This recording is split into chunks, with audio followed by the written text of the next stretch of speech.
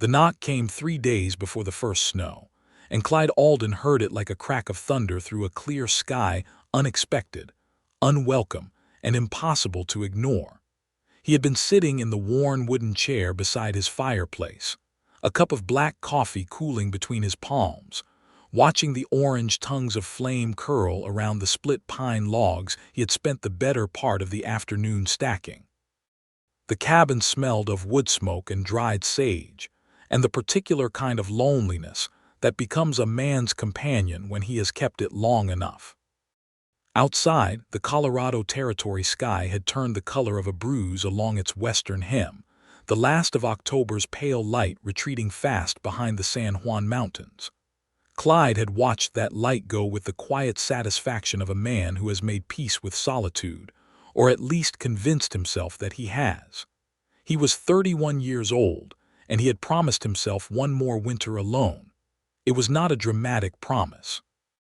It had not been sworn over a grave or murmured into the neck of a whiskey bottle. It had come to him in the thin gray hours of a September morning when he had saddled his horse, ridden out to check the fence line along the northern pasture, and realized with a strange clarity that he was entirely and completely content to be no one's responsibility and have no one be his. His last attempt at something like love had ended 2 years prior, when a woman named Ruth had taken one look at the isolated valley where his ranch sat and told him, not unkindly, that she was not built for quiet. He had watched her wagon roll away toward Durango without a feeling he could properly name, and that absence of feeling had told him everything he needed to know about what they had not actually had. So he had promised himself one more winter, one more season of reading by firelight and mending fences in the cold, and cooking whatever he felt like cooking without consideration for another person's preference. One more winter to be entirely himself, without the editing that comes when you are trying to make yourself agreeable to someone else. He had stacked 40 cords of wood. He had laid in flour and salt pork and dried beans enough to last until April. He had patched the roof and rechinked the cabin walls and replaced the hinge on the cellar door. He had, by every practical measure, prepared to be wonderfully and completely alone. And then Bessie Archer knocked on his door. He did not answer it immediately. His first instinct, which he was later too embarrassed to admit to anyone, was to sit perfectly still and hope that whoever it was would go away. It was nearly dark. His cabin sat 7 miles from the nearest town, which was a small supply settlement called Harlow's Creek, and the road that led to his property was rutted and difficult in good weather and actively hostile in bad. People did not generally appear at his door without warning, and when they did, it was usually to tell him something he did not want to hear. The knock came again. 3 precise, deliberate raps, patient but not uncertain. Clyde set down his coffee cup and stood. He was a tall man, lean in the way that men who work outdoors in hard country tend to become lean, not slight, but economical, every ounce of him doing something useful. He had dark hair shot through with a premature streak of gray above his right temple, and hands that were rough from rope and fence wire and cold water, and eyes that were a very pale gray-green that people sometimes found unsettling, until they realized that the expression in them was simply direct rather than hostile. He crossed the cabin in 4 strides and opened the door. The woman standing on his porch was not what he had expected, though he could not have said precisely what he had expected. She was perhaps 26 or 27, with dark auburn hair pinned up beneath a travel-worn bonnet, and she wore a brown wool coat that had seen better seasons and was carrying a traveling bag that looked heavy and had been carried a long way. Her face was composed, but there was a tightness around her jaw that told him the composure was costing her something. Her eyes were brown, a warm, serious brown, the color of good creek water in autumn, and they met his without flinching. Behind her, tethered to the porch rail, was a horse that looked nearly as tired as she did. A solid bay mare with a white sock on her left foreleg, head drooping, breathing with the slow patience of an animal that has covered considerable ground. "I am looking for Clyde Alden," the woman said. Her voice was steady, but he caught the slight tremor underneath it, the kind that comes from exhaustion rather than fear, though there was some of that too. I was told in Harlow's Creek that this was his property. You were told right, Clyde said. He did not open the door any wider. He was not a suspicious man by nature, but a woman alone at a stranger's door after dark in the Colorado Territory in October of 1878 was unusual enough to make a man careful. What do you want with him? I need a place to stay, she said, just until I can get to Alamosa. My uncle wrote to say he has work for me there, but the road washed out 2 miles south and my horse is in no condition to push on tonight, and neither am I. She paused. I have money. I can pay for a room or a barn if you don't have a room. I am not asking for charity. Clyde looked at the horse. Then he looked at the woman.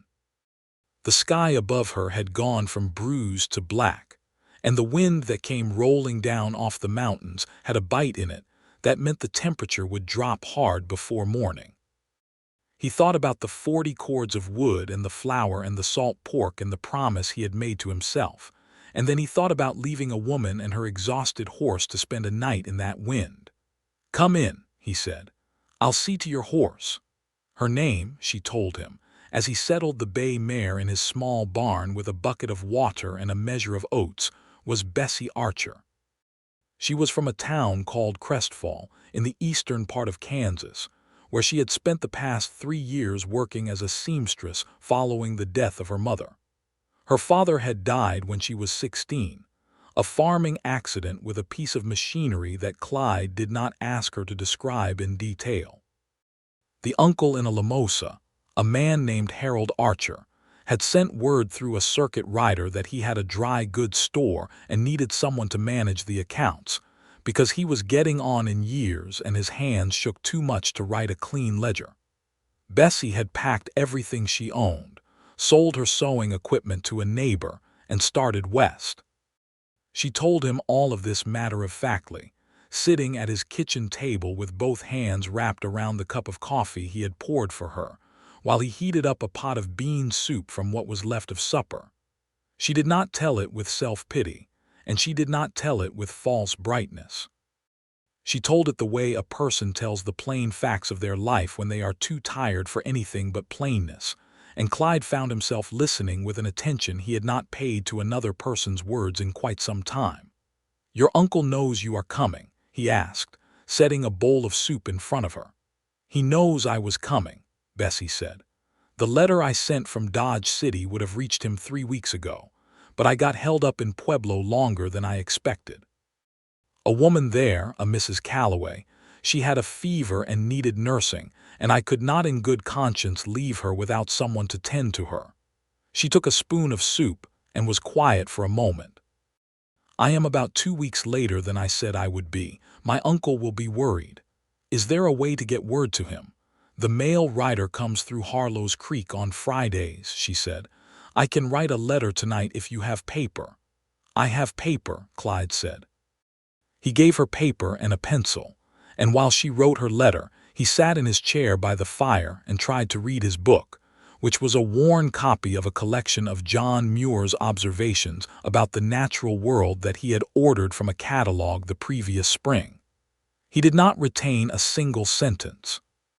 He was too aware of the scratch of the pencil and the small sounds of another person's breathing, and the way the firelight shifted when it had 2 people to illuminate instead of 1. He was not a man who lied to himself as a general rule, so he acknowledged, privately and without making much of it, that she was striking. Not in a way that was immediately obvious, not the way Ruth had been striking, which was all surface and force. Bessie Archer's quality was more like the quality of a good piece of handwork.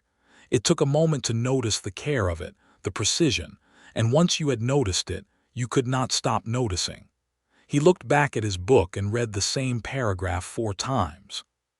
He gave her his bed that night, over her protests, and took the smaller room that he used for storage, rolling out his bedroll on the floor between a stack of grain sacks and a shelf of preserved jars.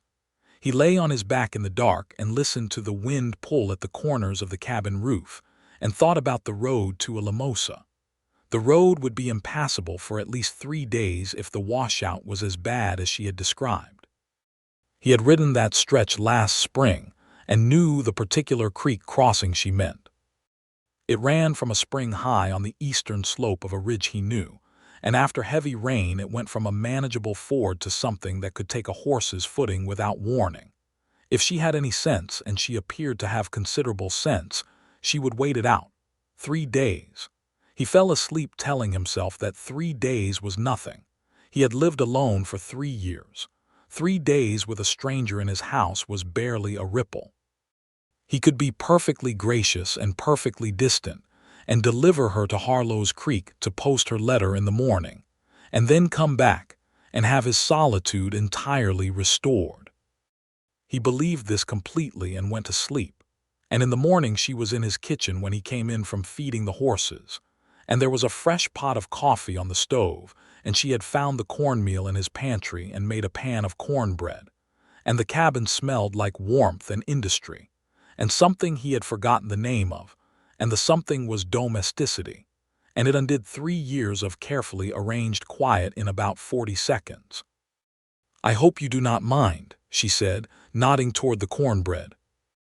She was wearing the same dress she had arrived in, a dark green wool that she had shaken out and smoothed, and her hair was down and then hastily pinned, the way hair looks when someone has done it quickly in a mirror smaller than they would prefer.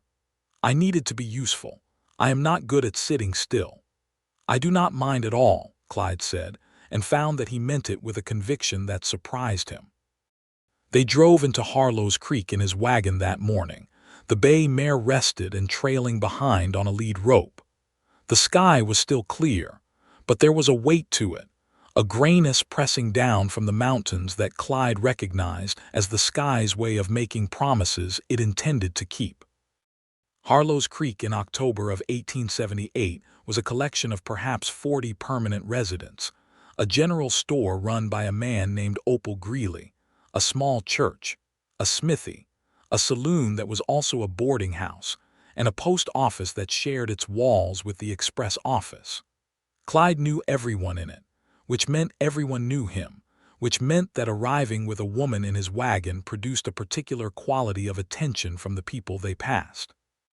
He brought Bessie to the post office first, where she gave her letter for a limosa to the postal clerk, a thin man named Simmons, who assured her it would go out with Friday's mail rider. Then Clyde made the mistake, or what he told himself was the mistake, of taking her into Opal Greeley's store to resupply her traveling bag, since she had eaten through most of what she was carrying during her delayed journey.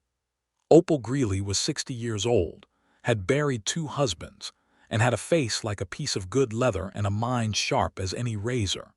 She looked at Clyde and then at Bessie, and then back at Clyde with the expression of a woman reading a book whose ending she already knows. "Clyde Alden," Opal said, "I did not know you were expecting company." "I was not," Clyde said. "Miss Archer's horse needed rest. The road south is washed out." "Is it?" Opal said, in the tone of a woman for whom the condition of the road was the least interesting thing about this situation. She turned to Bessie with a warm and genuine smile. "Miss Archer, I am Opal Greeley. Are you comfortable out at the Alden place? Because I have a room here above the store if you would prefer." Bessie glanced at Clyde with a question in her eyes, and Clyde felt a strange, irrational resistance to the idea of her moving to Opal's room, which was purely practical. He told himself, because the road to a limosa passed closer by his ranch than by Greeley's store, and there was no logical reason for the feeling that settled in his chest when he imagined coming home to a quiet cabin. "I am very comfortable, thank you," Bessie said to Opal. "Mr. Alden has been extremely kind." On the drive back, the sky had taken on that particular pewter weight that Clyde knew meant snow within 48 hours. He watched the mountains and felt the character of the wind and said, more to the air in front of him than to Bessie specifically, "Snow's coming." "How soon?" Bessie asked. She was sitting beside him on the wagon bench, her coat buttoned to her collar, and she had purchased a new pair of gloves at Opal's store, a simple brown calfskin, and she was turning her hands over and examining them with the small satisfaction of a person who has been cold and has now addressed the problem. "Day after tomorrow, maybe sooner," he said. "Once it comes, the road to a Limosa won't be crossable for a while after that either. The washout needs to dry and then freeze, and after it snows you'll want to wait for it to settle." She was quiet for a moment. He could feel her doing the arithmetic of her situation. "My uncle," she said. "Your letter will reach him before the snow," Clyde said. "The mail rider goes Friday, you said. He'll know you're delayed. He's been worried a fortnight already. Another week won't change his feelings about you very much." She turned to look at him, and he kept his eyes on the road, because he was fairly certain that if he turned to meet her gaze at that particular moment, something he had been carefully not doing all morning would become visible. "You are very calm about having a stranger in your house for an indeterminate period," she said. "I have 40 cords of wood and enough food for 4 months," he said. "Practically speaking, I can accommodate an indeterminate period. And practically speaking is the only way you consider it." He glanced at her then briefly and found that she was not being provocative. She was genuinely asking, in the way of a person who is trying to understand the nature of their situation honestly. He looked back at the road. "I consider things practically first," he said. "The other kinds of considering tend to sort themselves out." She said nothing to that, but he heard the very slight sound of her exhale, which might have been amusement or might have been something else, and the wagon rolled on through the gray October morning with both of them sitting close enough that the warmth of her arm was faintly perceptible through his coat sleeve.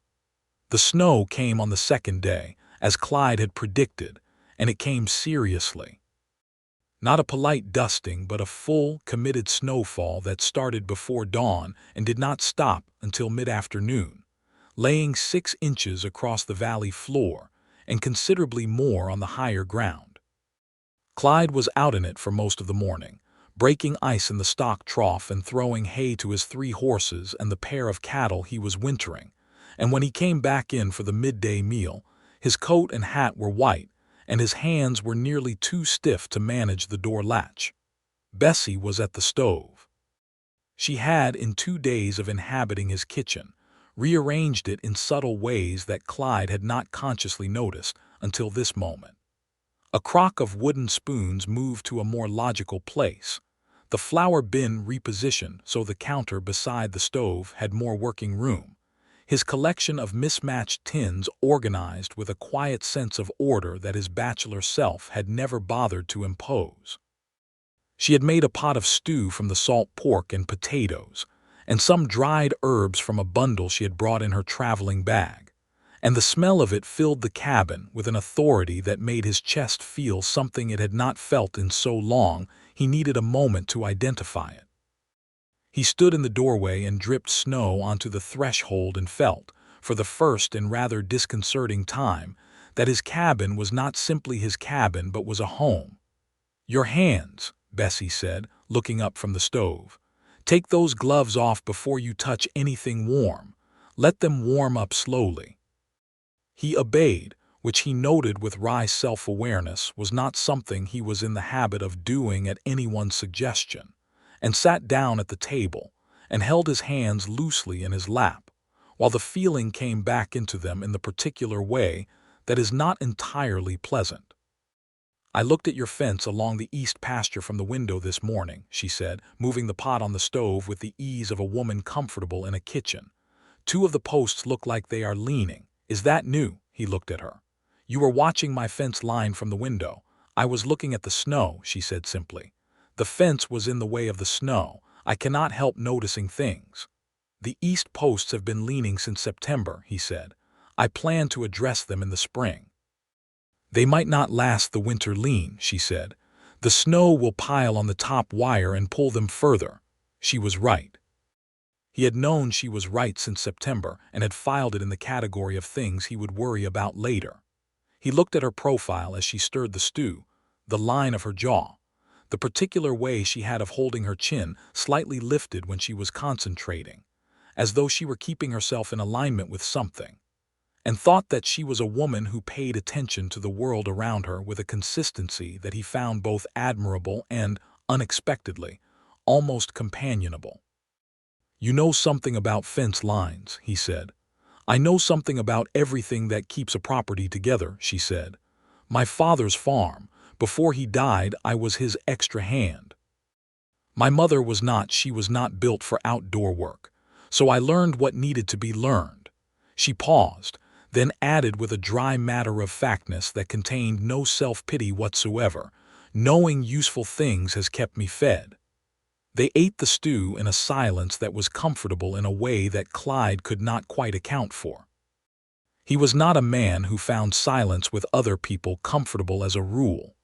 It was the reason he had, over the years, gradually chosen aloneness over the awkwardness of being with people who required him to fill the air with words he did not have. But the silence with Bessie Archer had a texture that was different. It was the silence of two people who did not feel the need to prove themselves to each other, and that was so unusual, in Clyde's experience, that he kept noticing it the way you notice a pain that has stopped. After lunch, he went back out to check on the animals. When he came back in at dusk, she had washed the dishes and set them in the rack, and she was sitting in the chair by the fire, his chair, which she had apparently simply decided was the better chair, a logic he could not argue with a book open in her lap. It was one of his books, from the small shelf beside the fireplace, and it was a worn copy of a natural history of the American Southwest that he had read himself twice. "I hope you do not mind," she said without looking up. "You have good books." "I do not mind," he said. He pulled the other chair, the straight-backed one he used at the desk, and set it at a slight angle to the fire and sat down and picked up his own book. They read for 2 hours. Outside the snow had stopped and the wind had picked up, keening along the roof and pressing at the window glass. Inside, the fire popped and settled. At one point Bessie made a small sound, not quite a laugh, not quite a sigh, and when he looked up she said, without looking up from her page, "He describes the way light falls on the red rocks in Arizona as though he is describing a person he is in love with. Do you not find that remarkable?" "Which passage?" Clyde asked.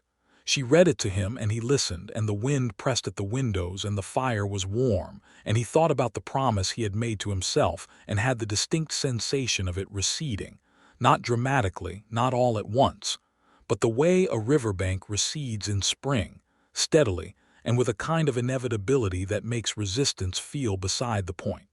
He did not want her to leave.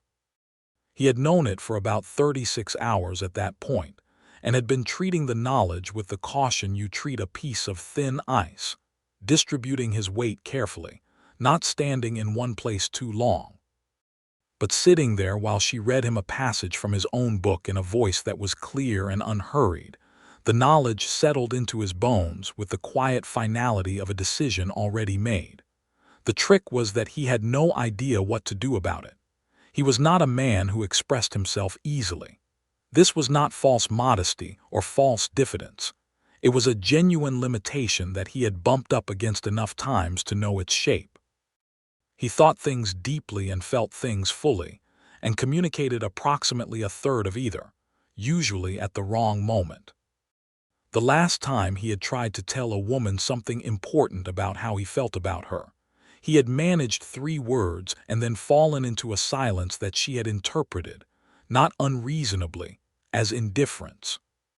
He went asleep that night in his bedroll on the grain-sack floor thinking about her, and woke up thinking about her, and went out into the cold white morning thinking about her, and fixed the leaning fence posts in the east pasture, because she had been right that they would not last the winter while thinking about her, which meant the fence work was done thoroughly, and with full attention because he found that thinking about Bessie Archer made him want to do things properly.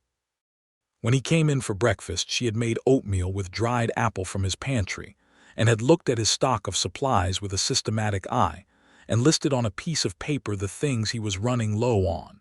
And when he looked at the list, he saw that she had not only identified what was low but had organized it by what would run out first, which told him something about how her mind worked that he found deeply, helplessly appealing. "You did not have to do this," he said. "I was going through the pantry for the apple anyway," she said, "and I cannot live in a house without understanding its inventory. It makes me anxious." "Does it?" he said. "I grew up in a house where we frequently did not know what we had until we did not have it anymore," she said, with the same plain simplicity with which she told him everything. "I prefer to know ahead." He sat down at the table. "Tell me more about Crestfall," he said. "Your town." She looked at him with mild surprise, as though she had not expected to be asked. "It is flat," she said, "very flat. The sky is enormous and the wind is cold, and the town is the kind of town where everyone's business is everyone else's business, which is fine when things are going well and difficult when they are not." She poured coffee for both of them and sat across from him. "My mother and I were considered objects of mild charity for the last 2 years of her life. People were kind, but they were kind in that particular way that makes you feel small. Do you know what I mean?" "I know exactly what you mean," he said. She nodded, as though this confirmed something she had suspected about him. "You came to Colorado to be away from that," she said. "It was not really a question." "Partly," he said. "Partly I came because I had 80 acres available at a price I could manage and the territory still had room in it. It is different out here. People are not exactly minding their own business. I met Opal Greeley. I know better than that, but the sense is different. There is enough space that you can be your own thing." "That is exactly it," Bessie said, with an animation that transformed her face, the serious composure briefly replaced by something warmer and more unguarded. "That is the exact quality, the space to be your own thing."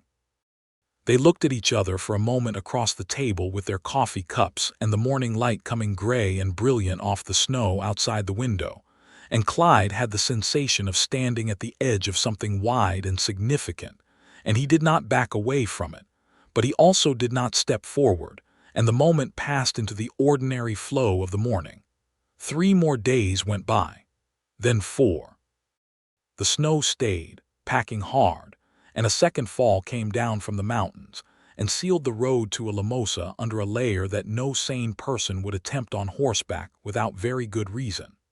Bessie sent a second letter by the Friday mail rider, and Clyde found himself spending those days in a state of contentment so complete and so different from the contentment of his deliberate solitude that he had to keep distinguishing between them in his mind.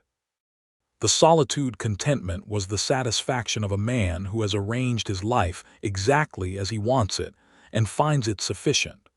The contentment he felt now was different.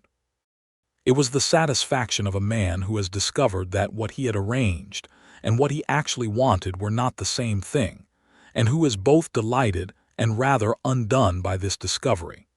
He showed her the ranch in pieces, because the snow made any sustained outdoor work difficult, and because she asked questions that required demonstration.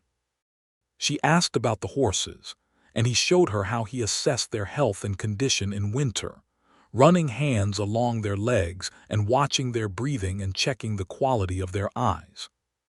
She listened with the focused attention of a person who is storing information rather than simply passing time, and within a day she was doing the morning check herself with a competence that he found startling. "You learn quickly," he said. "I have always learned quickly," she said, matter of fact. "It was the most reliable tool I had."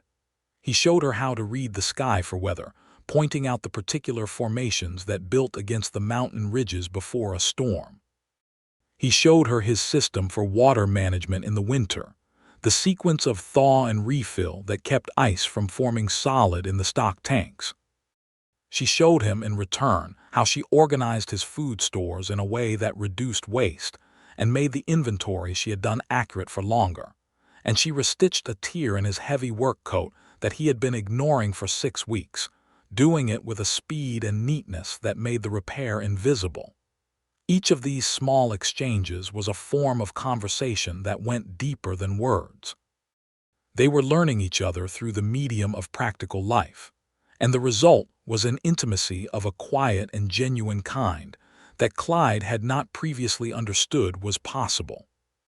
On the 8th day of her staying, which she continued to frame as temporary, as waiting out the road, as a delay, she came in from the barn where she had taken to caring for her own mare herself, and there was snow in her hair and her cheeks were red from the cold, and she stopped in the doorway and said, "Your chickens, you do have chickens."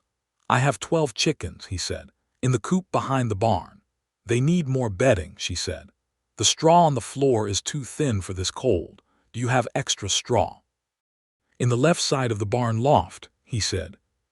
She took off her outer coat, hung it on the peg, picked up his work coat from the other peg, the one she had repaired, and put it on over her dress because it was heavier and reached mid-thigh, and went back out. He watched her through the window for a moment.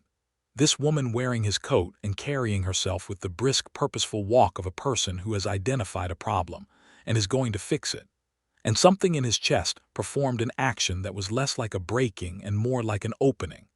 The way a window opens in spring when the house has been closed all winter, and suddenly the air from outside rushes in, and you realize how long you have been breathing the same stale air. He had to tell her. He was aware that this was a woman on her way to a limosa, to a job and an uncle who were waiting for her, and that the road would eventually become passable and she would have to go, and that telling her anything before he had any idea whether she had any feeling for him whatsoever was a significant gamble. He was also aware that saying nothing was not actually the safe option it presented itself as, because he had tried saying nothing before and found that it merely delayed the loss while adding to it the additional weight of what he had failed to say. He decided to be honest, not immediately. He was honest with himself about the fact that he needed to work up to it, and that he needed to choose the right moment, and that the right moment was not while she was reinforcing his chicken coop, or eating the meals they cooked together, or reading beside the fire in the chair she had quietly appropriated as her own. The right moment, he decided, would present itself, and he would recognize it. It presented itself on the 11th day. They had been playing cards after supper. She had found a deck in the drawer of his desk, and had taught him a game she knew from Kansas, a simple trick-taking game that had more depth than it initially appeared, and which she beat him at consistently because she had an excellent memory for what had been played. They were sitting at the kitchen table with a lamp between them, and the fire was going and the night was calm for once, the wind having laid itself down, and outside the snow lay perfectly still and white under a half-moon. At some point, Bessie set down her hand and said, "Clyde." Something about the way she said his name, not the first time she had used it, but with a quality in it that had not been there before, made him look up from his cards. "I need to ask you something," she said, "and I want you to answer me honestly because I am not the kind of person who benefits from being told comfortable things." "I know that," he said. "Ask." She folded her hands on the table and met his eyes squarely, and the lamplight was warm and gold on her face, and outside the moon lay on the snow, and she said, "Do you want me to leave when the road clears?" He set his cards down. He was quiet for a moment, not because he did not know the answer, but because the answer was the most significant thing he had said to another person in 3 years, and he wanted to say it correctly. He thought about all the ways he could qualify it or hedge it or frame it in terms of practicality, and then he thought about what she had said about not benefiting from comfortable things, and he said, "No, I do not want you to leave." She looked at him for a long time. The fire settled with a sound like a breath released. "I am not in the habit of imposing myself on people," she said carefully. "You have not imposed yourself on anything," he said. "You have improved everything you have touched since you arrived. My chickens are warmer, my pantry makes sense, and I have read more in the past 11 days than I have in the past 6 months because I am trying to have something worth saying when you put down your book and feel like talking." He paused. That is the honest answer to the honest question.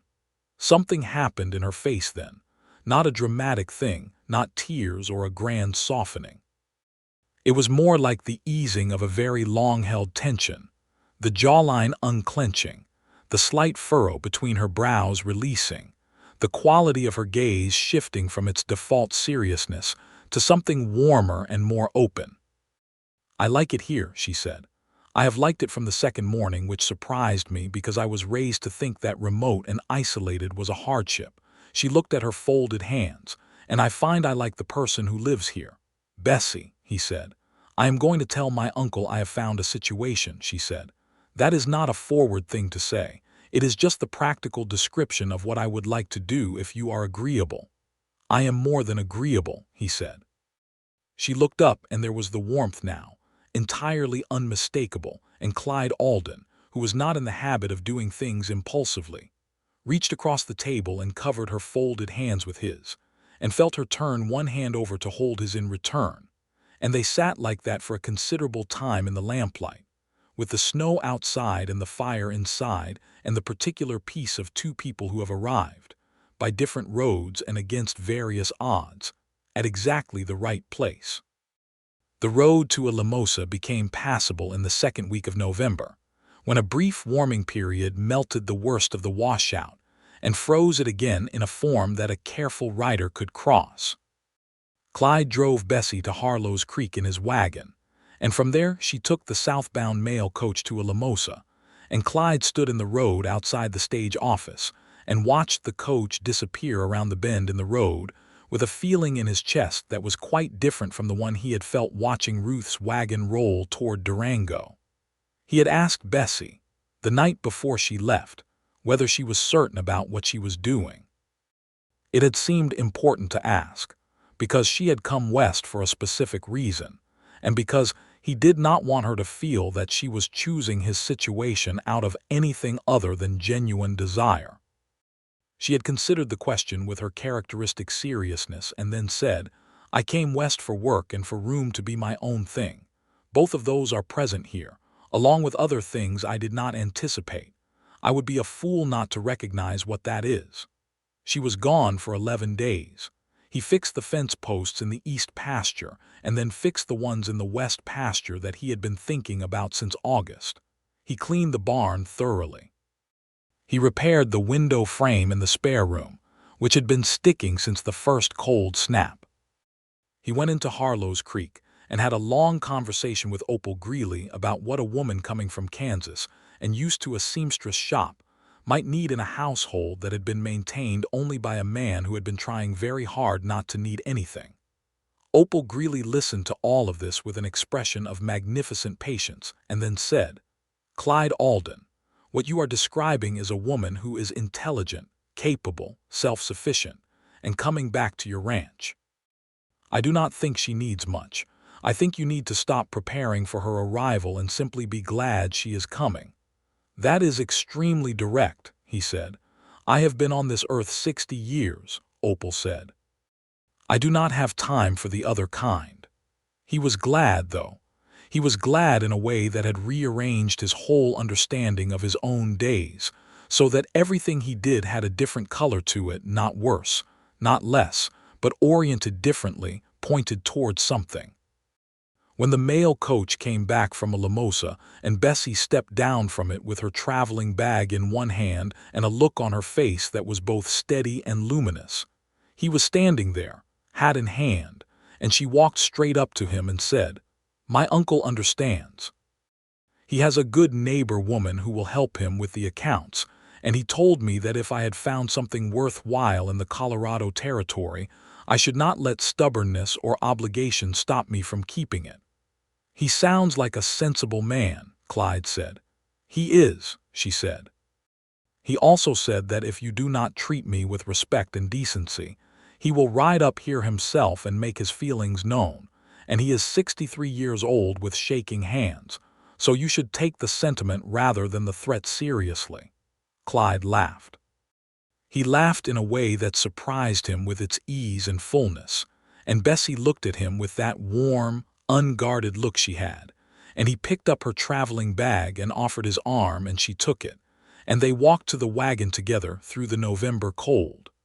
The weeks that followed were the most ordinary and the most remarkable of Clyde Alden's life.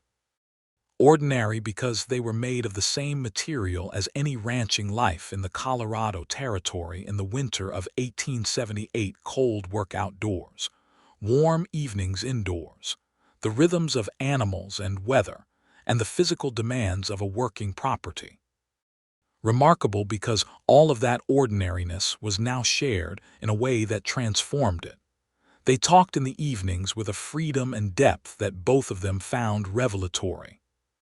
Bessie spoke about her childhood in Crestfall with increasing detail as she became comfortable.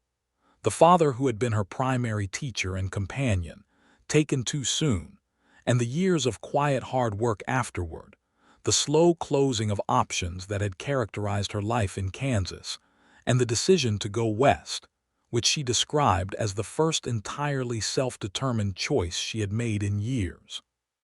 Clyde spoke about his own past with less ease but more honesty than he had ever spoken to anyone, the family farm in Ohio, a younger brother who had gone to California, and from whom he received a letter twice a year. A mother who had died quietly of a lung complaint when he was 22, and a father he had not spoken to since a disagreement at 25 that had calcified into the specific kind of mutual silence that men of a certain temperament use when they cannot find the language for reconciliation. "Have you thought of writing to him?" Bessie asked. "Many times," Clyde said. "I have started more letters than I have finished." "What stops you?" He considered this for a long time, looking at the fire. "Pride," he said finally, "and the fear that if I try and he does not respond, the possibility is gone. Right now there is still the possibility. There is also the possibility that he has written more letters than he has finished," she said. He looked at her. "You are difficult to argue with." "I have been told," she said, and her mouth curved, and he thought about that curve of her mouth for the rest of the evening with a consistent intensity that made reading entirely out of the question. He courted her properly. He was aware that they were living under the same roof, and that this required a specific kind of care for her reputation and her comfort, and he was scrupulous about maintaining the sleeping arrangements that had begun on her first night, she in the main bedroom and he in the storeroom, because he respected her, and also because doing otherwise before any formal commitment had been made would have been a disrespect to both of them. This was the understanding between them without it ever being stated explicitly, which was another quality of how they communicated that he found remarkable. The things that were most important were often understood rather than spoken, and they both seemed to have the same understanding.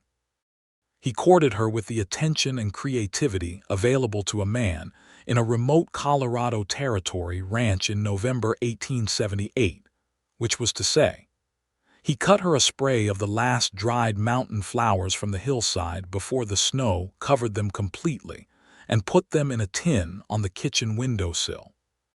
He found a bolt of cloth in a crate that had come with the property when he bought it, a fine blue wool that he had no use for, and gave it to her, and she looked at it with a long, considering attention, and then said she would make something with it, and he told her she should make something for herself, and she looked at him with a surprise that suggested she had not initially assumed this was the implication.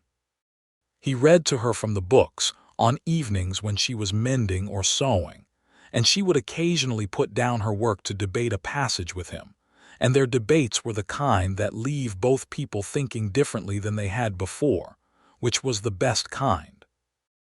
On a clear December afternoon, when the snow lay deep and still, and the sky was the particular blue that only exists at high altitude in winter, he saddled his good horse, a gray gelding named Tallow, and told her he wanted to show her something.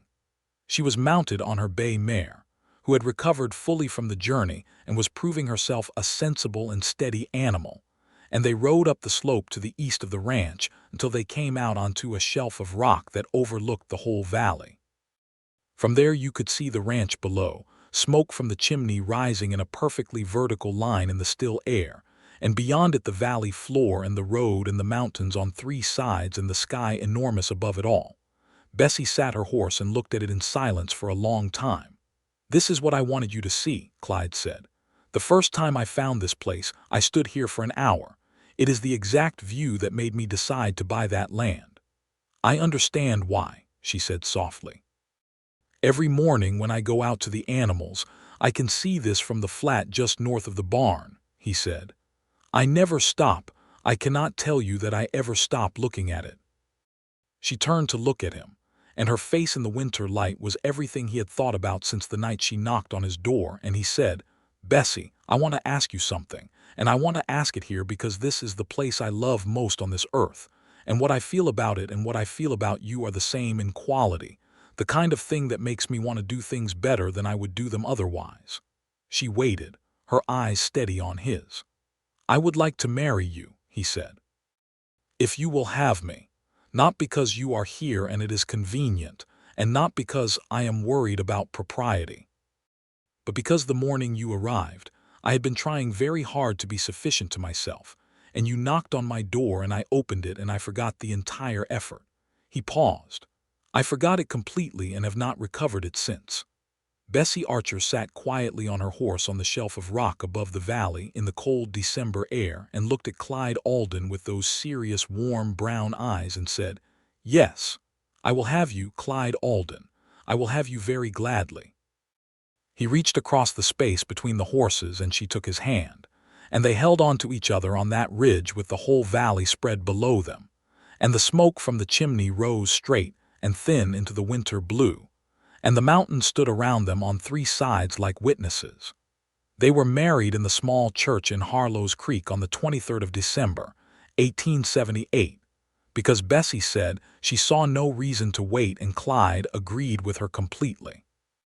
The Reverend was a young man named Horace Pettit, who had come out to the territory 6 months before, and was still slightly astonished by the directness of Western people. And he performed the ceremony with a warmth that was genuine and a slight trembling of his hands that was not quite nervousness, but the particular emotion of someone present at a thing that is clearly right. Opal Greeley was there, and Simmons from the post office, and the blacksmith, whose name was George Abernathy and who had large hands and a quiet manner and who cried, quite unashamedly, at the moment Clyde placed on Bessie's finger a simple gold band that had been his mother's, which he had kept in a small wooden box in his store-room for 9 years, and had never quite been able to part with and had never quite understood why until now. Harold Archer was there. He had ridden up from a limosa at Bessie's written request, arriving 2 days before the wedding on a solid black horse, a wiry man of 63 with a white beard and hands that did indeed shake slightly but whose eyes were sharp and warm, and whose first action upon meeting Clyde Alden was to look at him for a long, considering moment and then say, "She is the finest woman I know, and I knew her mother before her. You understand what I am telling you." "I understand exactly what you are telling you," Clyde said, "and I hope to spend the rest of my life earning the right to be told it."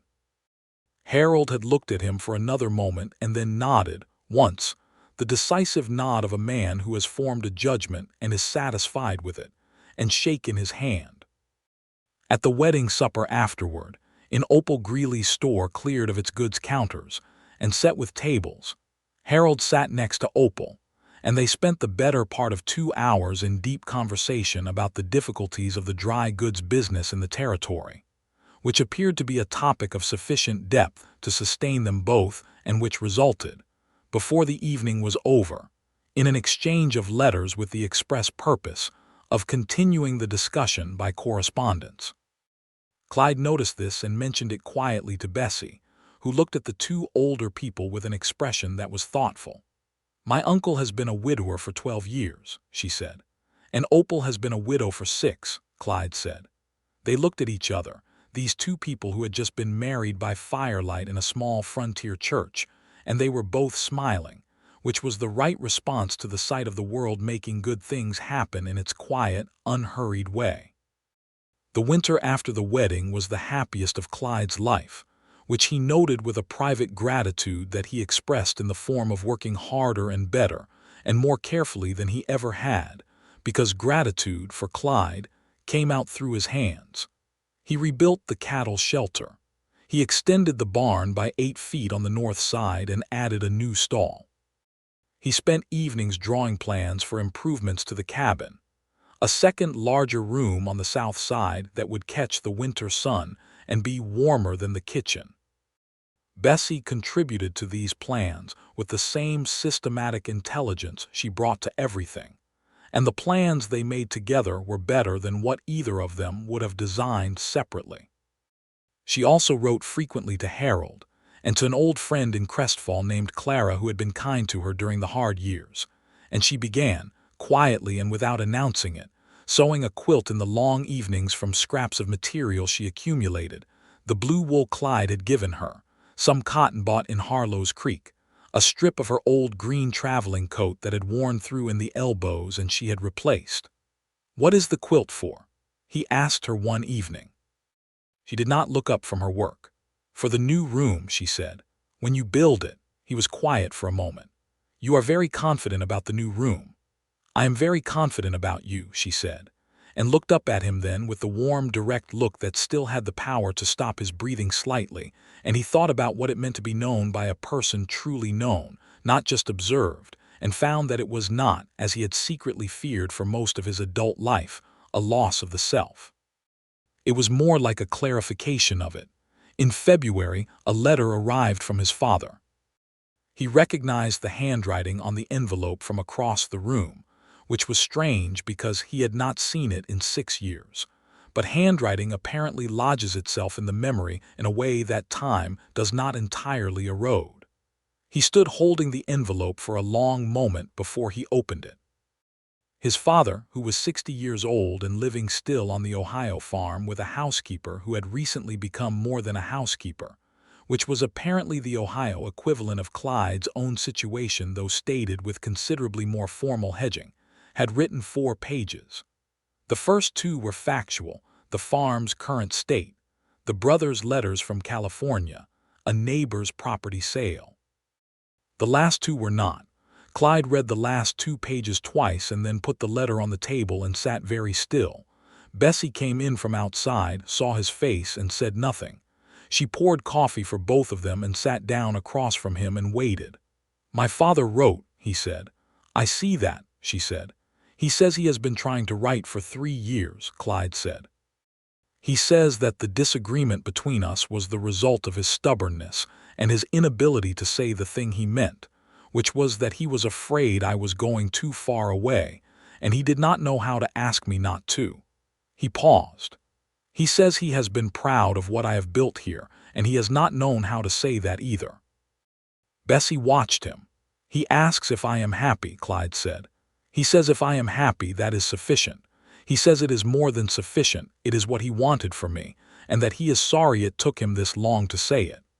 His voice had gone slightly rough toward the end of that. He was not a man who cried as a rule, but there were things that moved the ground beneath a person's feet, and the forgiveness of a long silence was one of them.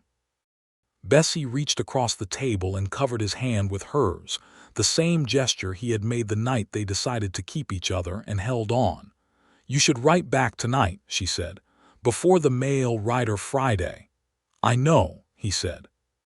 "Do you want help with it?" He looked at her. "What kind of help?" "The kind where you say what you mean and I tell you if you have said it or if you have said 3 words and stopped," she said. He exhaled something that was almost a laugh. "Yes," he said, "I want that kind of help." He wrote the letter that evening and she read it over when he was done and she said, "This is good. This is all of it. Send this." And he folded it and sealed it and felt something inside him that had been knotted for 6 years ease into a more comfortable arrangement. Spring came to the Colorado Territory the way it always did, not politely, but in fits, with snowstorms in March that had no right to exist and sudden warm days in April that were followed by frost. And then finally, undeniably, the real thing, the soft air and the mud and the green that came up through the brown like a rumor that turned out to be true. Clyde started the south addition to the cabin when the ground thawed, and Bessie worked alongside him, carrying lumber and mixing mortar with a competence that made George Abernathy, the blacksmith, who had come out to help with the heavier lifting, look at her with an admiration that was entirely respectful and completely genuine. The new room was finished by late May, and the quilt Bessie had made through the winter was spread on the bed in it, and the south-facing windows let in the afternoon light in long golden bars, and she stood in the middle of the room and looked around it and then looked at Clyde in the doorway and said, "It is exactly right. You designed most of it," he said. "We designed most of it," she said. "That is different." It was a May afternoon in 1879, and the valley below the ridge was green with new grass, and the creek was running high and clear with snowmelt, and the mountains stood around them in that permanent and peaceful way. And Clyde Alden thought about the October night when he had heard 3 knocks on his door and had sat for a moment debating whether to answer, and felt a retroactive terror at the idea of not answering that was so vivid it made him slightly lightheaded. In June, Bessie told him she was expecting. She told him in the morning, before breakfast, with her characteristic directness, and with the particular quality in her eyes that was not quite nervousness, but was the particular emotion of a person bringing news that is large and good and slightly overwhelming all at once. She said, "I believe we are going to have a child in December." Clyde was quiet for long enough that she began to look uncertain, and then he crossed the room in 3 strides and took her face in both his rough hands and said, "Bessie," and could not quite manage anything after that for a moment. Which was fine because she understood him and leaned her forehead against his, and they stood like that in the kitchen with the morning light coming in, and the mountains visible through the window, and the fact of new life settling into the space between them like something that had always been on its way. He was methodical about it, as he was methodical about everything he cared about. He wrote to Harold in Alamosa, who replied with a letter of such barely contained jubilation that it made Bessie read it twice, and then fold it carefully and place it in the small wooden box where she kept important things. He wrote to his own father in Ohio, and the reply from that letter came with a formality and a warmth that coexisted in the particular way of a man who has spent 60 years being more formal than he is warm and is trying in his final years to correct the ratio. It contained, among other things, a description of a ring that had belonged to Clyde's grandmother and a request to know whether Clyde would want it sent west, for the child if it was a girl, or for keeping if it was not. He ordered a second catalog of things to make the home more suited to a child's arrival, a small crib that a carpenter in Durango had advertised in the territorial paper, extra candles, additional flannel from Opal Greeley's store. He also, and this was the kind of action that spoke entirely for itself, finished and sent the letter to his father that included the sentence he had been unable to write for 6 years, which was simply, "I forgive you, and I hope you can forgive me, and I am glad you are my father." The reply to that sentence, when it came, contained 1 line on its own in the middle of the page. "I have been waiting to hear that for longer than you know." Summer on the ranch was the busiest season, and Bessie threw herself into it with her usual absolute commitment, though Clyde kept a quiet eye on her and redirected her from the heavier work when he could do it without making her feel managed, which required some diplomacy. She, for her part, redirected him from worrying by being visibly, robustly healthy and by continuing to do every moderate difficulty task on the property with a thoroughness that he found simultaneously reassuring and occasionally exhausting to watch. They had a difficult conversation in August about the question of a midwife or a doctor. The nearest doctor was in Durango, a day's ride, and the nearest midwife was a woman named Mrs. Estelle Braxton, who lived in Harlow's Creek and had delivered a considerable number of the territory's children. Bessie chose Mrs. Braxton, and Clyde spent a week being privately concerned about this, and then had a conversation with Opal Greeley about Mrs. Braxton's record, which was excellent, and allowed himself to be persuaded. Mrs. Braxton herself came to the ranch in September to meet Bessie and assess things in a professional manner.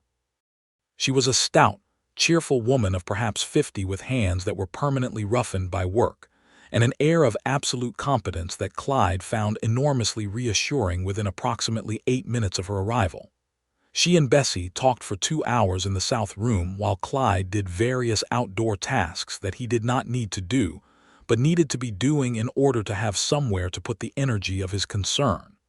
When Mrs. Braxton left, She stopped to speak to him on the porch. "Your wife is strong and sensible," she said. "She will do well. I have delivered babies in conditions considerably worse than a warm ranch house. Do not worry more than is useful." "How much worry is useful?" he asked. "About a quarter of what you are currently doing," she said, with a matter-of-fact kindness that reminded him slightly of Bessie. And she stepped up onto her horse with the ease of a woman who had been doing it for 30 years and rode off down the road.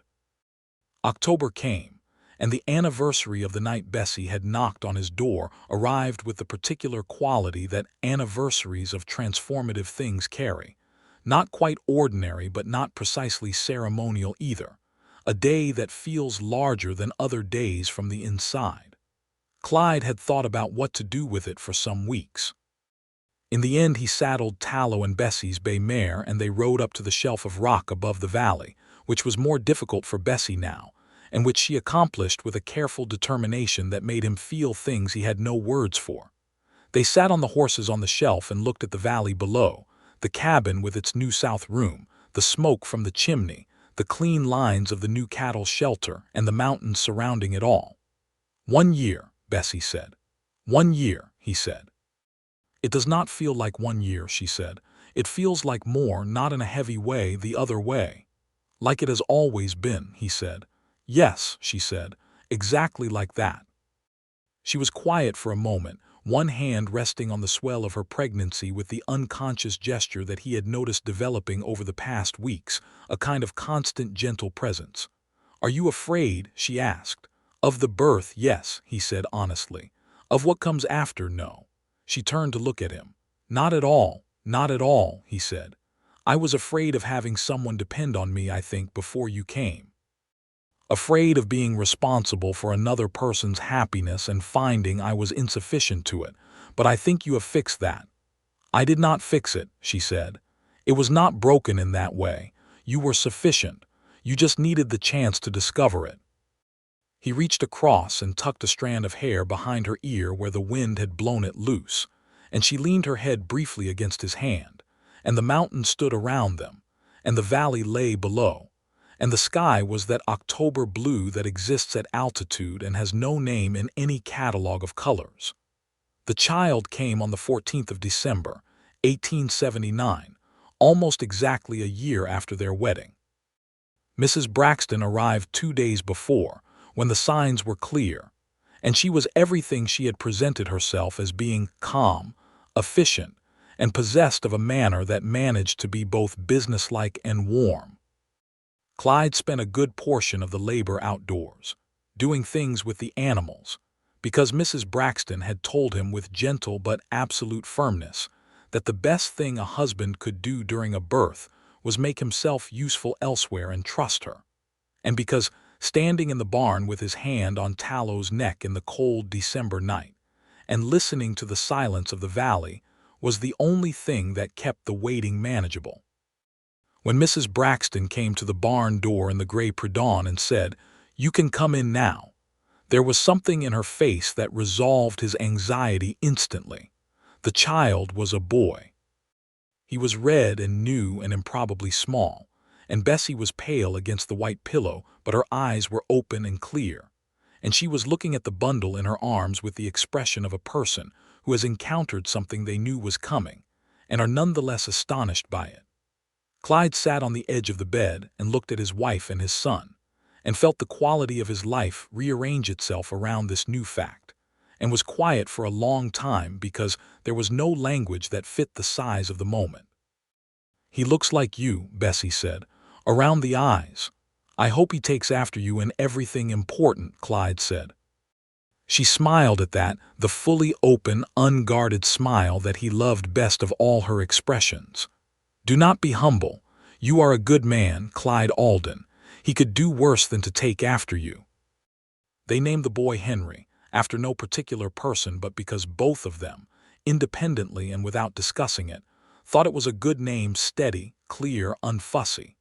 And when Harold Archer arrived 4 days later to meet his great-nephew, he looked at the baby for a long time and then said, with an emotion in his voice that his shaking hands could not have communicated in writing, Henry Archer Alden. That is a name for a person who will do things. Harold had ridden up with Opal Greeley, which was, Clyde noted to himself with quiet satisfaction, the third time they had found a reason to travel to the same place at the same time in the past 12 months.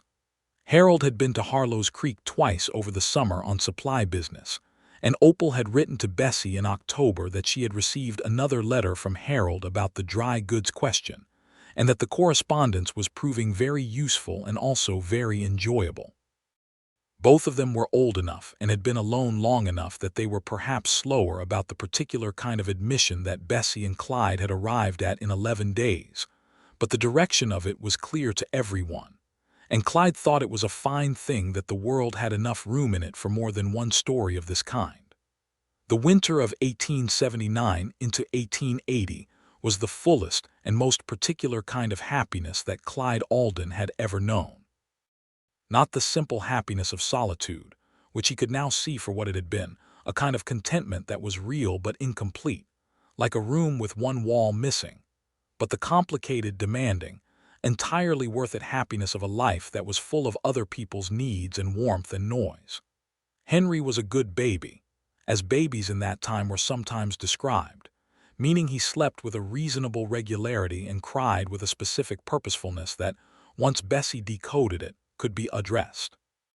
Clyde learned to decode it too, with the focused attention he brought to any problem worth solving, and there were nights when he was the one up in the cold with the baby while Bessie slept, which he had not anticipated would be a thing he would choose to do, and which turned out to be something he would not have traded.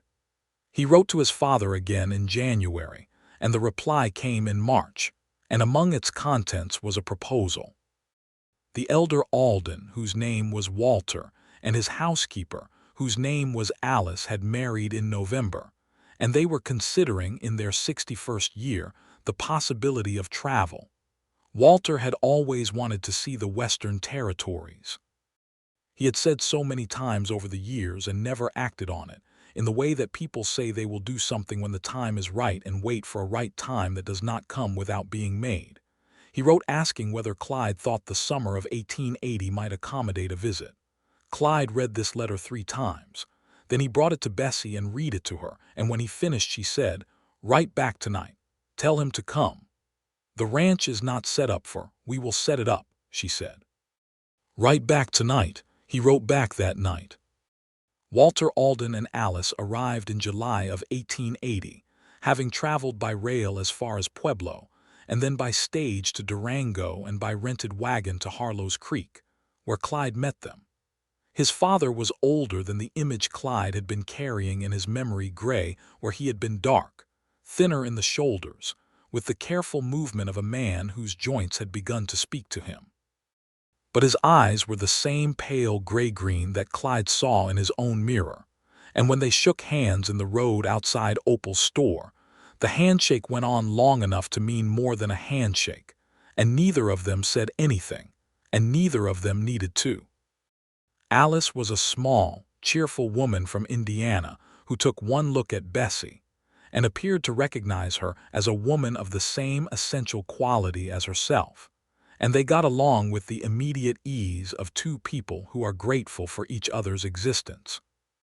Henry, who was 7 months old, and in the general business of discovering that the world was enormous and full of interesting surfaces to examine, was produced from his carry-wrap and placed in his grandfather's arms, and Walter Alden, who had been trying to maintain the particular dignity of a man greeting a son he had been estranged from, looked down at the baby and lost it entirely, which was exactly the right thing to happen. The visit lasted 3 weeks. In those 3 weeks the distance of 6 years was not erased. That is not how distance works. It leaves its marks. The shape of what was missed does not simply disappear, but it was addressed. Walter and Clyde worked the ranch together in the mornings, which provided the same kind of conversation through action that Clyde had found with Bessie, the kind where what you are doing side by side tells the other person things about you that words do not easily carry. They talked in the evenings, too, longer and more plainly than they had talked in years, and some things that had been left unsaid were said, and it was not comfortable in the way that comfortable things are comfortable, but it was the other kind of comfort, the kind that comes from the truth finally having a place to be. On the last evening before Walter and Alice left for the return journey, they all sat on the porch in the warm July dark, Bessie with Henry in her lap, and Walter told a story about Clyde as a small boy that made everyone laugh, including Clyde, who had forgotten the incident entirely, and was both embarrassed and glad to have it returned to him. "You were the most serious child I ever saw," Walter said, "always watching everything with that face, like you were taking inventory." "He still does that," Bessie said, with the fond dryness that was one of her forms of tenderness. "I taught him that," Walter said, and then paused and said more quietly, "I think I may have also taught him to do it instead of saying things. I hope that is something he has been working on." "He has been working on it," Bessie said. "He is very good at it now, when it matters." Clyde looked at her, and she met his eyes with that clear brown gaze, and something passed between them that was the private language of two people who have been learning each other for almost 2 years, and he thought about the promise he had made to himself in September of 1878, and about what would have happened if he had kept it, and felt the retrospective chill of that near-miss, the way you feel the shape of a rock you almost stepped on in the dark. He had promised himself one more winter alone. She had knocked before the first snow. He had forgotten the promise entirely, and from the forgetting, everything. The fall of 1880 came in gold and amber, and the particular smell of drying grass and wood smoke that Clyde now associated inseparably with the first year of his marriage. Henry had begun to pull himself upright using furniture edges and the legs of anyone who stood still long enough, and regarded the world from his new standing vantage, with an expression of immense seriousness that Walter had already identified by letter as a family characteristic. Bessie had begun to teach herself Spanish from a small book she had purchased in Harlow's Creek, because the territory had a significant population of Spanish-speaking settlers, and she had determined that it was both practical and respectful to be able to communicate with them. She was not fast at it, but she was methodical, and she studied for an hour each evening with the same total application she brought to everything else, and occasionally practiced phrases on Clyde, who spoke none at all and found her efforts to teach him enormously entertaining. In November, Opal Greeley closed her store on a Wednesday afternoon for the first time in 11 years and rode down to a Lamosa, and when she came back, she was wearing a new ring. And Harold Archer came up to Harlow's Creek the following week and was seen going into the church with Opal and the Reverend Pettit. And when they came out, Opal was Opal Archer, and Harold was wearing an expression of deeply satisfied contentment that suited him. Bessie received the news by letter from Harold and sat at the kitchen table for a moment very quietly and then said, "I told you about the space to be your own thing." "You did," Clyde said. "This territory keeps providing it," she said. "It does," he agreed. In December, Bessie told him again, with the same directness and the same quality in her eyes, that they were expecting another child, this one due in the late summer of 1881. Henry, who understood none of this, took the occasion of his parents' quiet moment to drag himself upright using the table leg and then let go, which was the first time he had done it, and stood unsupported for approximately 3 seconds before sitting down with a surprised expression. And both Clyde and Bessie turned from each other to look at him, and then looked at each other. And the look contained everything: the baby standing on his own, the new one coming, the ranch around them. The winters they had been through, the promises made and the ones forgotten, the knock on the door before the first snow, all of it. And it was not a look that needed any translation.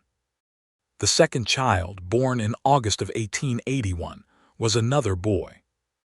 They named him George, because Bessie had always liked the name, and because George Abernathy, the blacksmith, who had been a quiet and steady friend through the past 3 years, had done them a kindness in the spring that neither of them had forgotten. He had ridden out to the ranch in a late-season blizzard when one of the cattle had broken its leg on the ice, and helped Clyde manage the situation without being asked, simply because he had seen the conditions from town and thought someone out on the ranch alone might need an extra hand.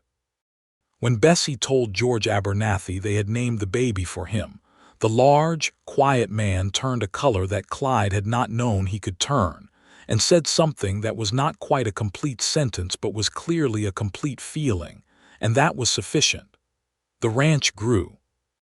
Clyde extended the cattle operation in 1882, adding a dozen head and hiring a hand for the summer seasons.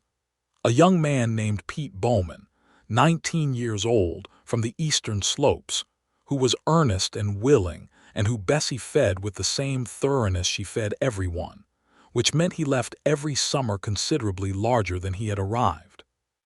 The south room of the cabin had been joined by a second addition on the north side, making the cabin proper enough for the family it was housing, and the vegetable garden Bessie had started the spring after the wedding had been expanded and formalized into a serious operation that contributed materially to the household's provisions.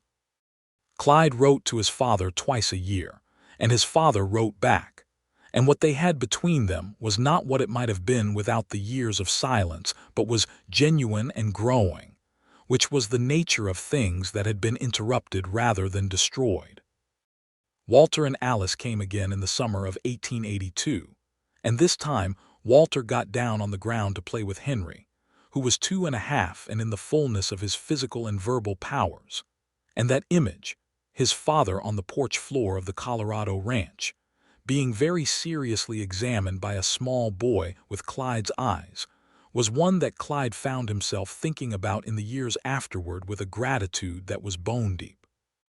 On an evening in the autumn of 1882, when the boys were in bed and the fire was going and the harvest was done, and the cattle were settled for the coming winter, Clyde and Bessie sat on the porch in the cooling air and watched the stars come out above the mountains.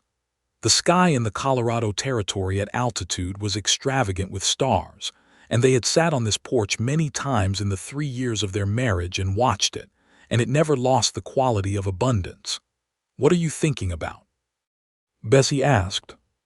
She had a cup of tea in her hands and her feet tucked up under her on the porch bench, and the lamplight from inside the window was behind her, and she was entirely herself, composed and warm and direct, the woman who had knocked on his door with a tired horse and a traveling bag and the courage of a person who had been managing alone for years and was not afraid of one more door.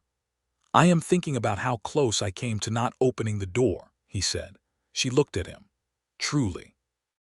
"I sat for a moment when I heard the knock," he said.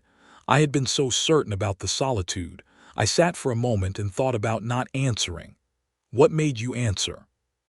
"I looked at the temperature outside," he said, "and I thought about whoever was on the other side of the door being in that temperature." He paused, and then I got up. Bessie was quiet for a moment, looking at the stars. "I almost did not knock," she said. He looked at her. "I stood on your porch for a full minute before I knocked," she said. "The light was on, I could see it under the door.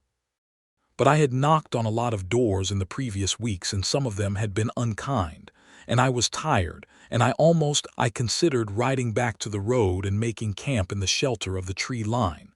"Bessie." "But I was more tired than I was afraid," she said, "and the horse was very tired. And the porch had a roof and it was dry, and I thought, if nothing else, I will knock and ask to shelter on the porch." She looked at him with that direct, warm look. "And you opened the door and looked at my horse before you looked at me, which told me something immediately." "What did it tell you?"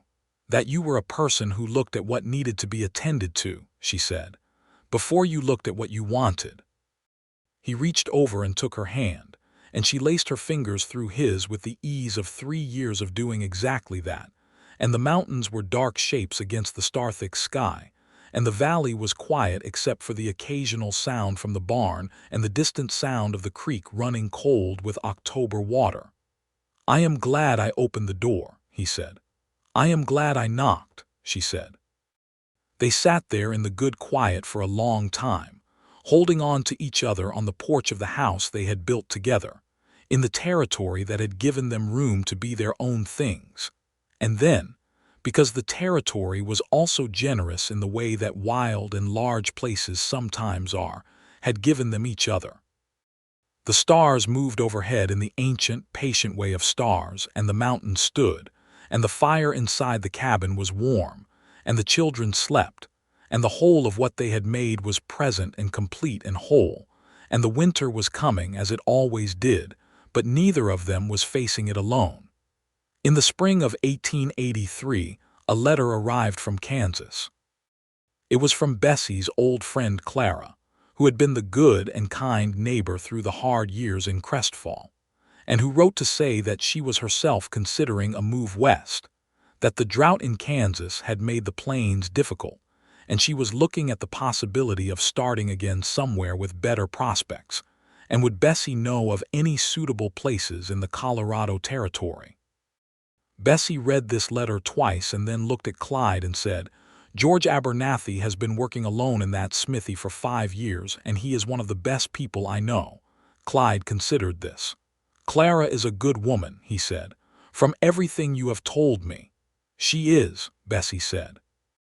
"She is practical and honest and kind, and she has worked very hard in difficult circumstances for a long time."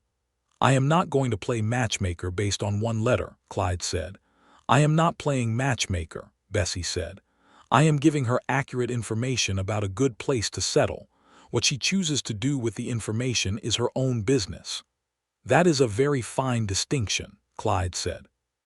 "It is a perfectly valid one," Bessie said, and wrote her reply to Clara that afternoon, which described Harlow's Creek with great accuracy and warmth, and happened to mention George Abernathy's smithy by name, and the fact that good ironwork was always in demand in a growing settlement.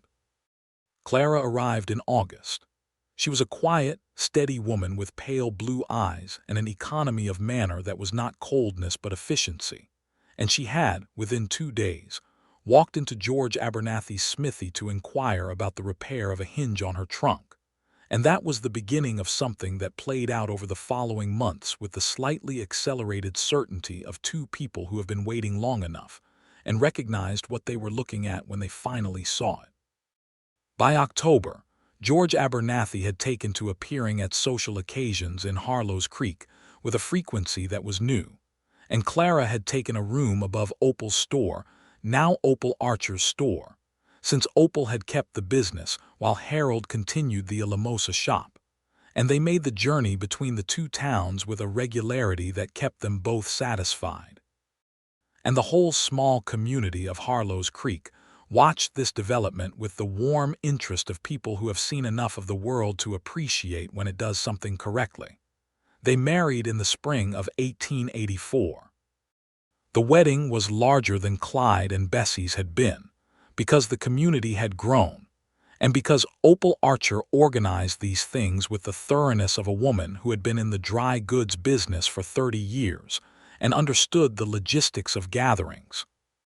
Clyde and Bessie sat together in the small church and watched George Abernathy, who had turned his quiet color again and appeared otherwise perfectly calm, and Clara, who was composed in the way of a person who has made a certain decision and is entirely at peace with it, say the words that Clyde and Bessie had said in that same church 5.5 years before.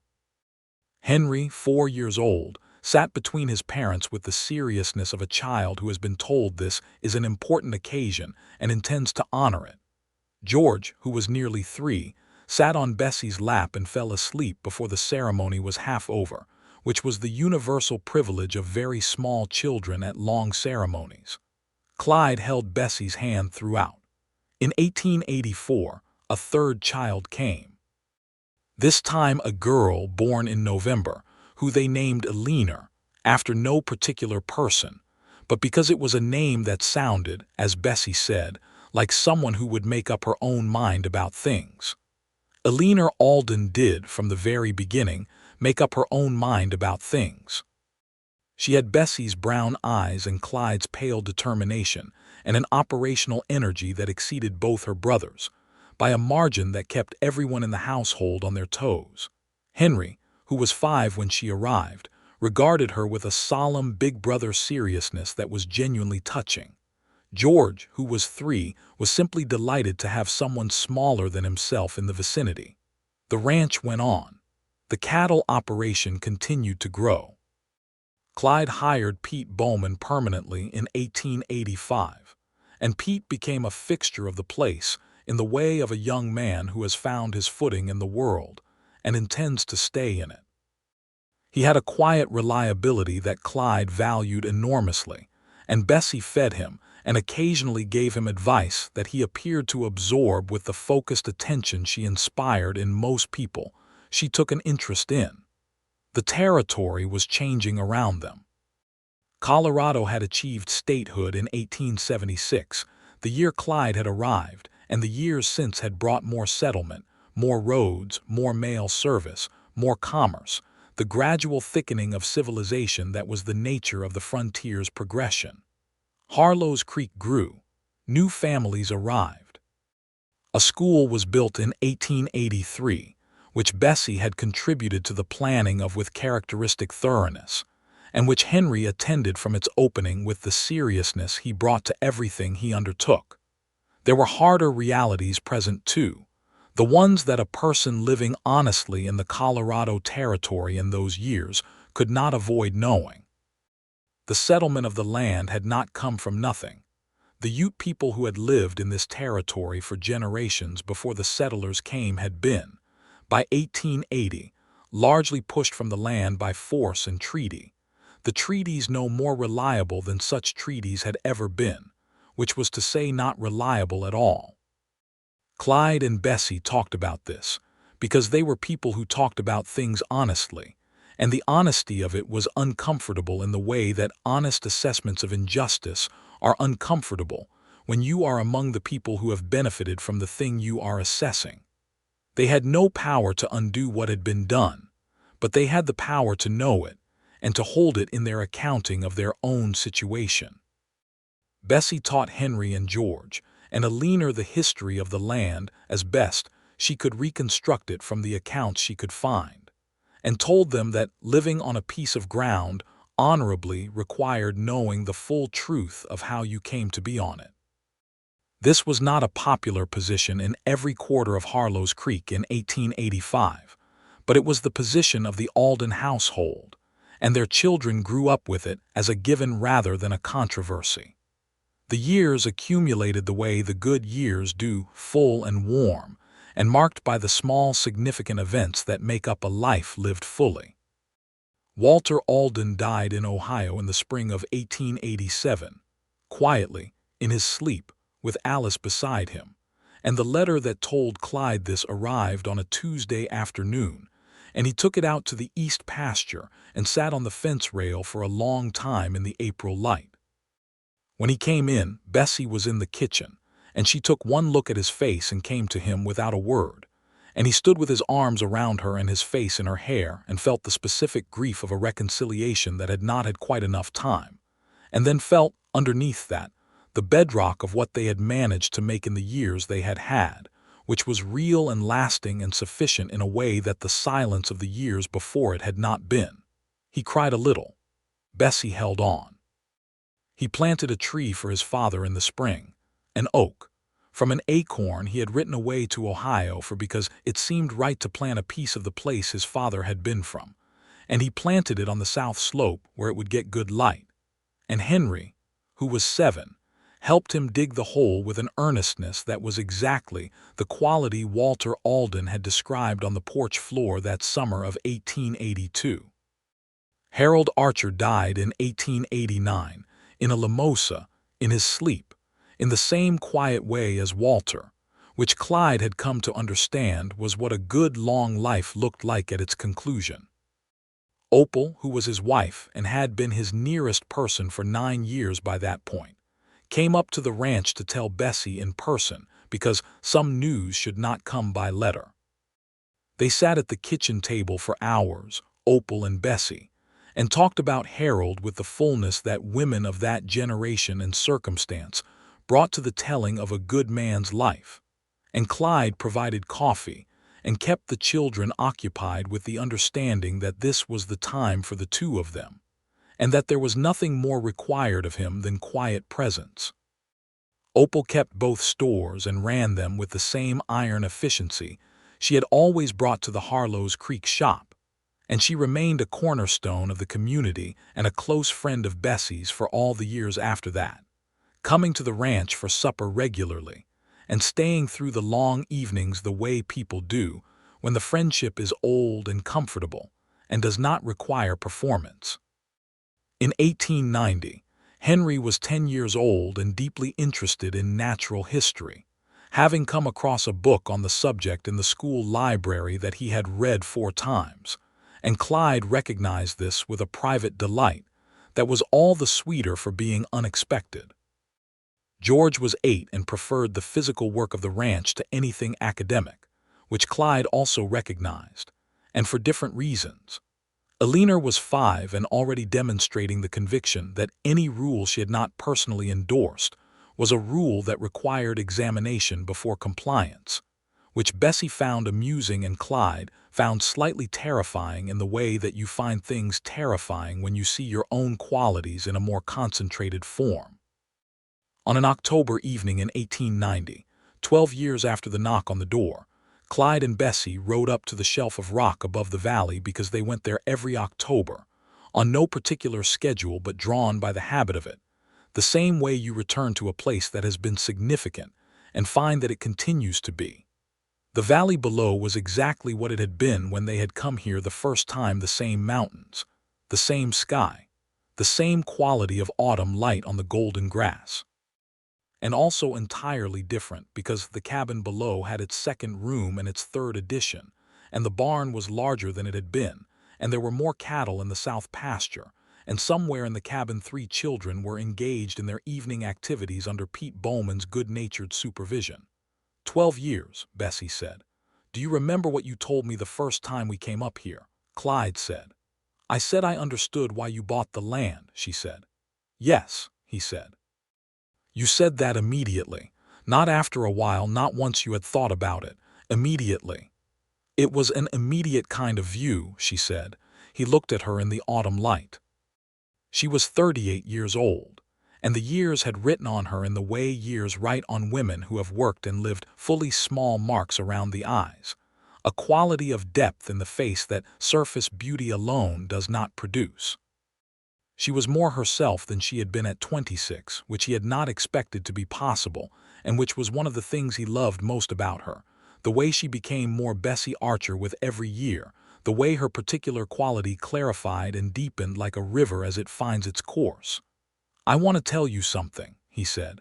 She looked at him. Tell me. I have been trying to think of the right way to say it for a while, he said.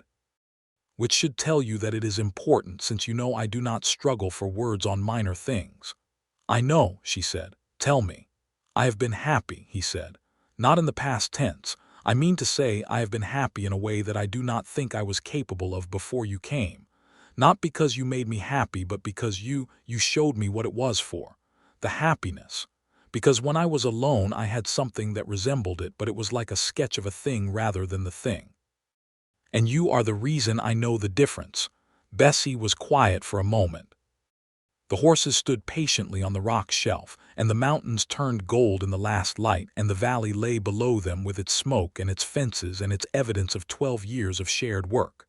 I came to your door, she said, with a tired horse and $40 and a letter from an uncle I had not seen in 10 years. I came to Colorado because I was out of room in Kansas. She paused. And you opened the door. And I came in, and I have had room ever since. He reached out and she reached out, and they held on to each other on the horses on the ridge, and the mountains stood around them on 3 sides, and the sky was the color of something that has no name, and the valley below them held everything they had made. The smoke from the chimney rose in the still air, straight and thin and permanent. They rode down as the last light went, side by side on the familiar trail, unhurried. The cabin windows were warm and lit, and through them they could see the shapes of their children, Henry's head bent over a book, George near the window watching them come down the slope, Eleanor visible in the kitchen doorway with something held up for Pete Bowman's inspection, which from the quality of Pete's expression was either a very large bug or a piece of her brother's property she had decided to examine. Clyde pulled Tallow to a stop at the bottom of the trail and looked at the cabin for a moment. "What is it?" Bessie said, stopping her mare beside him. "Nothing," he said. "I am just looking." She understood because she was Bessie Archer and she had always understood him. She sat her horse beside him in the dark, and they both looked at the lit windows and the smoke, and the door that he had opened 12 years ago on an October night before the first snow. And all of it was present and solid and real, the weight of a life built from the ground up by hand together. He had promised himself one more winter alone. She had knocked before the first snow. He had forgotten the promise entirely, and the forgetting had been the best thing he had ever done. George saw them from the window and shouted something to the others, and then all three children appeared in the doorway, Henry tall and serious, George bouncing on his heels, Alina in the middle with both her brother's hands grabbed in each of her small ones. And the light spilled out around them, and Bessie laughed beside Clyde, a clear, unguarded sound. And he was smiling as he urged Tallow forward toward the barn, toward the light, toward all of it, toward home.